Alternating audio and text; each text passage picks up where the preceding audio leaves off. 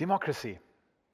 Democracy is one of those terms, when I mention them in abstract, probably everybody would agree that it's a good thing.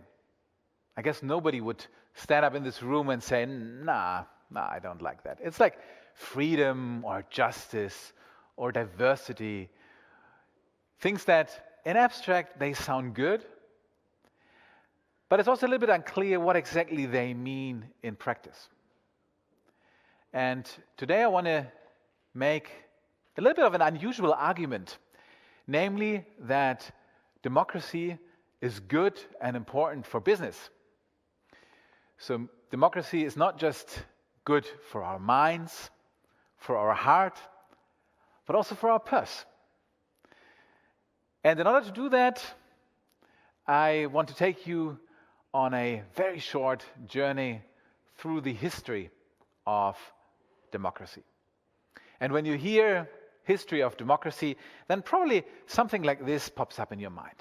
Greece, ancient democracy. And that may be right in theory, but probably not in practice, because what Greek democracy meant is not what we understand democracy to be today. Far from it. It might be something that we would call today an aristocracy. A very, very limited number of people, only men, of course, but not all men, just a very select few, who were able to decide the fate of their states.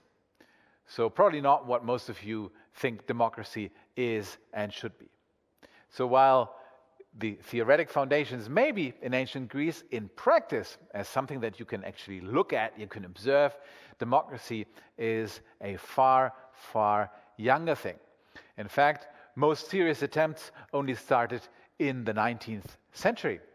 And what you see here, and it's a scene from Frankfurt, which is the reason why I put it up, this was in 1848, when a parliamentary assembly came together in Frankfurt and they tried to establish something of a democratic system more closely to what you would envision it to be.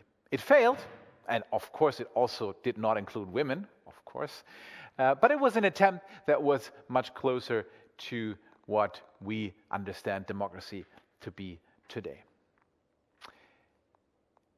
But for those attempts, and for many after, while it was important for people to be free, to be able to express themselves, to determine their own fate, the power and the business was usually on the other side.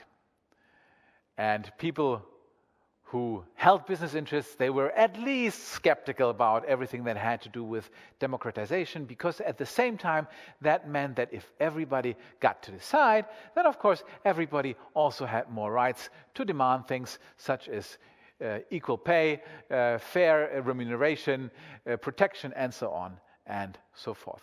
So business and economy and democracy were two very, very different things throughout most of history. And that is also true for backlashes. When the Nazis took power in 1933, they did not in fact grab power, although in German we often talk about a grab of power, Machtergreifung. That is not true. Historically, that is not true.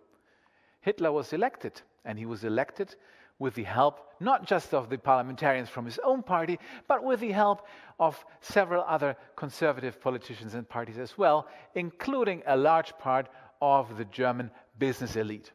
Why did that happen? Well, for two reasons primarily. One is that they erroneously thought that they could control the guy and could rein him somehow in. And the second was that they feared democracy more than they feared the policies that this Nazi party might bring. And now we all know where that ended. But there again, we saw that democracy was one thing and business was something else.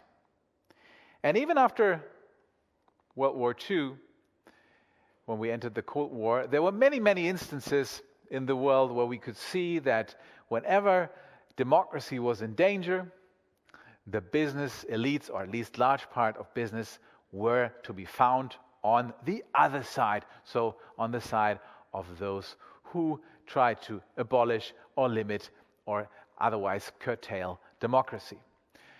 And this is an example, one out of many that I could have put up here. This is from 1973, when the military in Chile set up a coup, and they removed the democratically elected President Salvador Allende from office, by the way, with the help of the CIA.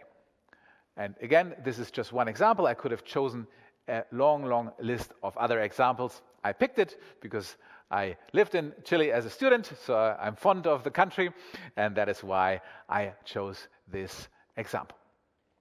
And there we are in 1973, and still we see that democracy and business tend to be two quite different things.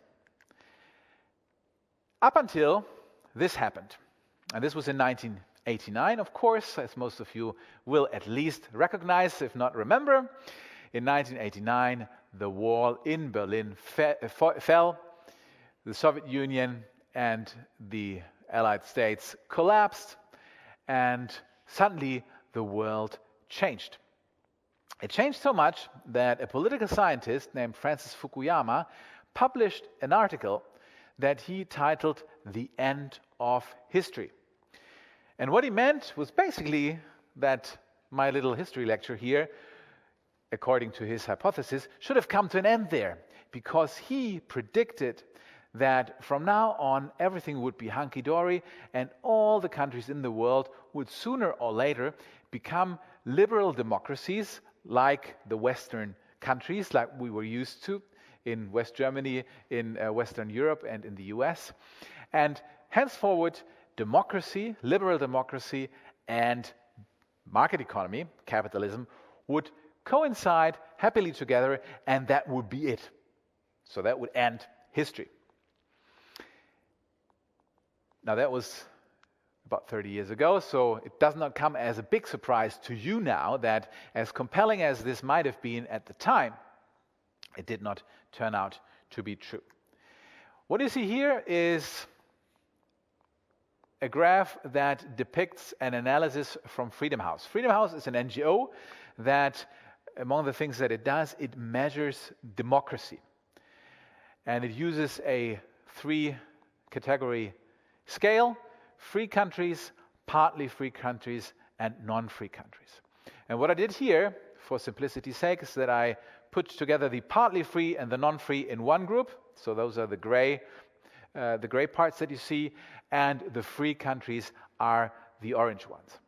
And if you look, and the first one starts in 1989, and if you compare 1989 with the next bar, you see that there is a significant increase in free countries.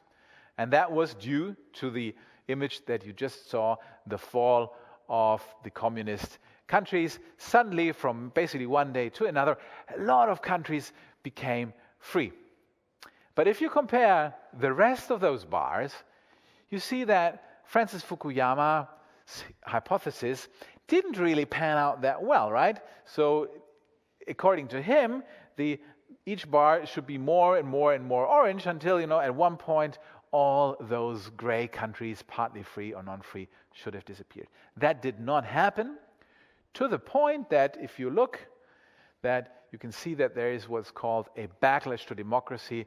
So we saw that countries who were democratic, at some point, they fell back into a partly free or even non-free group of countries. And again, the argument that business, development, and economics are somehow not fully compatible with democracy survived.